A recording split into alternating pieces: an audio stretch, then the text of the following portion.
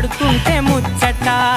నాలుగు దిక్కుల కంట చూడ ముచ్చటైన వేడుకంట ఆ పంచభూతాల తోడుగా ప్రేమ పంచుకొనే పండగంట ఆరరుగల నిండుగా ఇది నూరెళ్ళ పచ్చని పంట